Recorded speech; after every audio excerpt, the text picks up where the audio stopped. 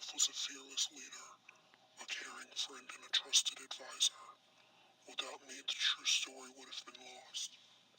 Embellished for drama, audience reaction, and changed to accommodate Christian tradition and ideology.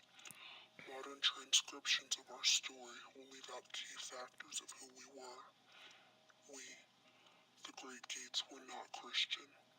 We practiced paganism and implemented comitatus in our everyday lives.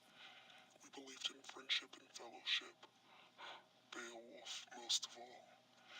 To allow another story to be the one people remember us by would be an insult to Beowulf's memory, and I cannot, will not, let that happen.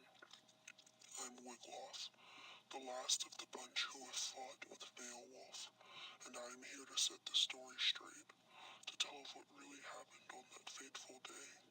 I will tell my story, the true story, until I no longer can, until I breathe my last breath.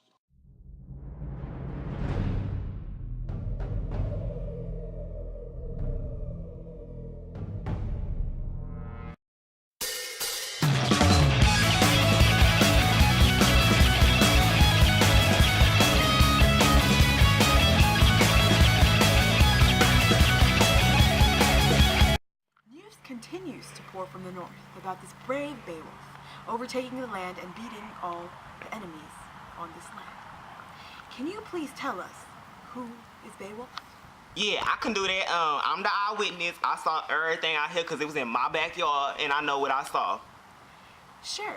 I didn't know him personally, but I knew that he was brave, like really brave, and he was in the fight with that what that thing called? Worms? Worm. Sure. My name is Umfirth. Who is Beowulf? He was a cocky little thing. He didn't deserve half the glory we gave him. He was an imposter. He was a loser. I thought worm like this. A dragon, right? Sure. I remember they did, right? Yes, They sir. both did. Yes, yes. Oh. Yeah, some stuff like that. Damn right, it was a fateful day. He was a punk. He lived like a punk. He died like a punk. I'm Wiglaf. I'm Beowulf's #1 fan. Can you please walk us through that fateful day? Okay, y'all got me waking up. First of all, it's like 5 o'clock in the afternoon. Y'all crazy? Can you please walk us through that fateful day? Oh my god, this is so embarrassing. I'm so sorry. I can't do it. I'm sorry, I can't. That day was the second happiest day of my life. It all began when...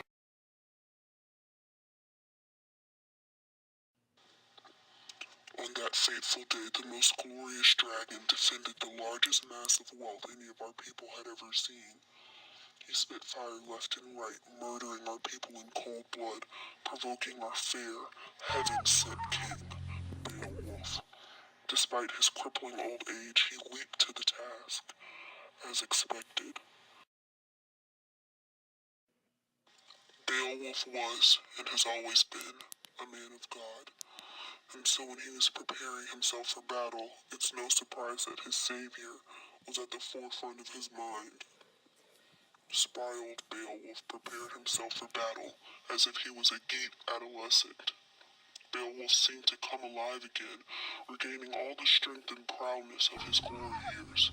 He stood, ready and poised, searching for the slave who stood between he and his brilliance.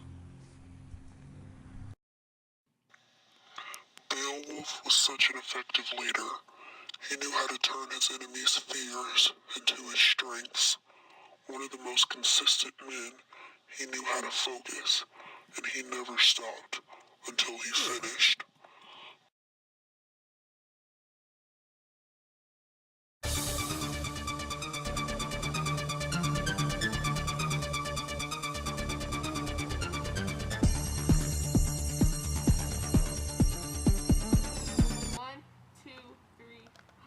I declare war.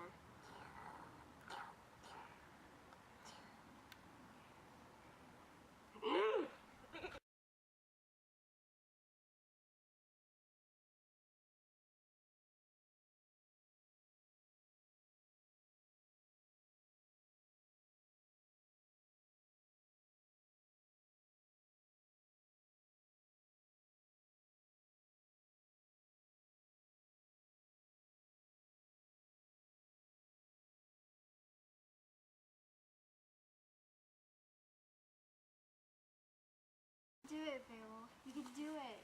Go. I cannot go on. Continue for me.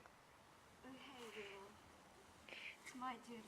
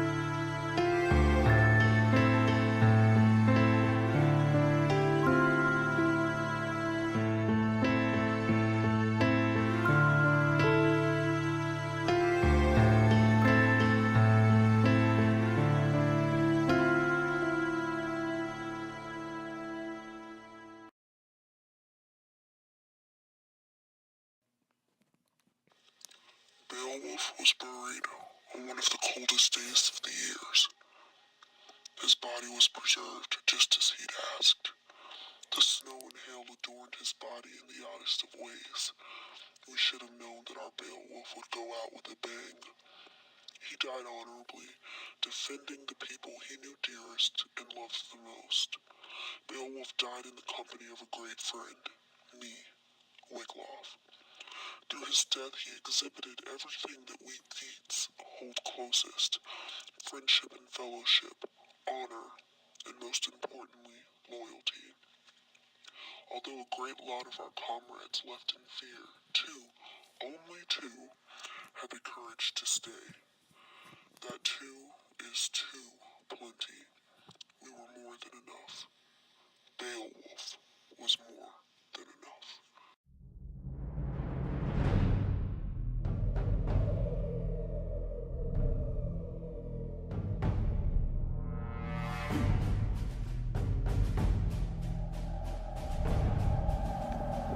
Oh, and shout out to my girl Laquita. She told me to hit you up on 529. Is that better?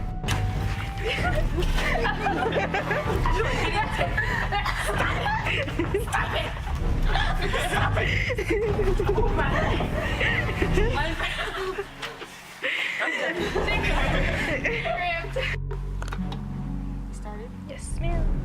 Boy, it's like a bug crawling. It's okay.